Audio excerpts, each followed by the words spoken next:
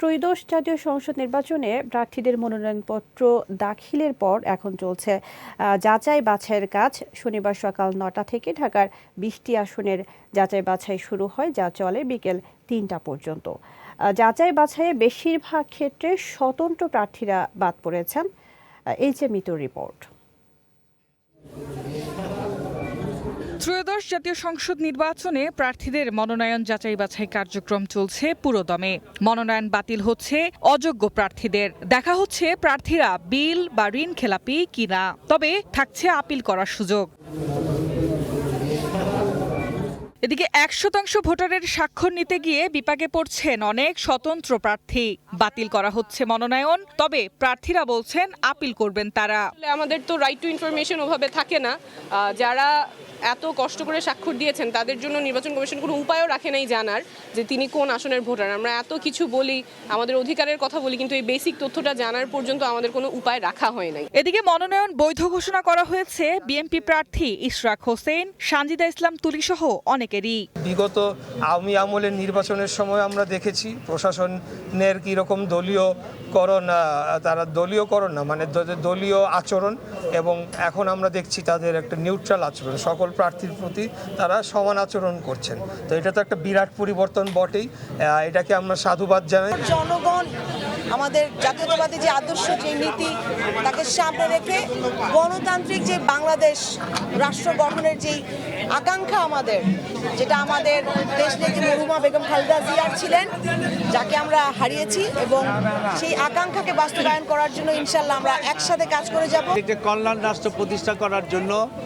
আগের রাজনৈতিক যে বিহেভিয়ার বা কালচার ছিল, এটার পরিবর্তন হওয়া উচিত। জামায়াত সহ বিভিন্ন রাজনৈতিক দলের বৈধ প্রার্থীরা জানালেন নানা চাওয়া পাওয়া আর প্রতিশ্রুতির কথা।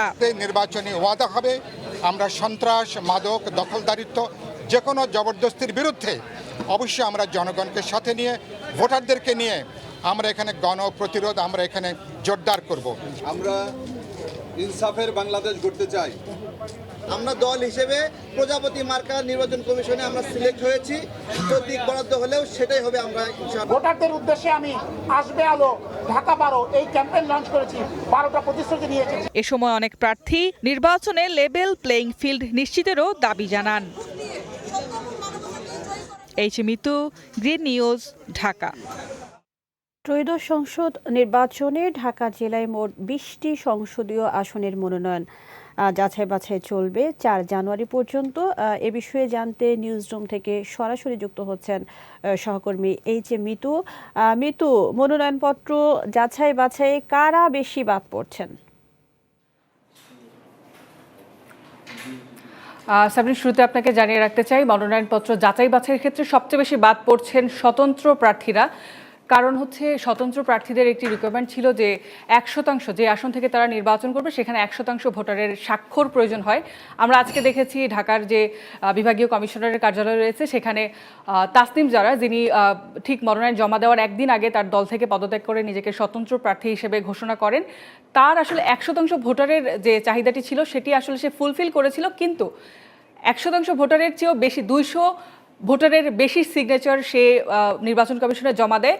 সে কারণে আসলে তার মনোনয়ন পত্রটি আসলে অবৈধ ঘোষণা করা হয়। আমরা দেখেছি যে এর পাশাপাশি যে 10 জন ভোটারের স্বাক্ষর আসলে নির্বাচন কমিশন যাচাই বাছাই করেছিল, 10 জনের মধ্যে 8 জন ঠিক থাকার পরেও 2 জন ভোটার আসলে ঠিক ছিল না, তারা হচ্ছে ওই আসনের বাহিরের ভোটার থাকার কারণে আসলে তার মনোনয়নটি অবৈধ ঘোষণা করা হয়। পাশাপাশি আমরা দেখেছি যে সবচেয়ে হেভিওয়েট প্রার্থী, যদি আমরা বিএনপির ভারপ্রাপ্ত চেয়ারম্যান তারেক রহমানের কথা বলি, তার মনোনয়নটি কিন্তু বৈধ ঘোষণা করা হয়েছে।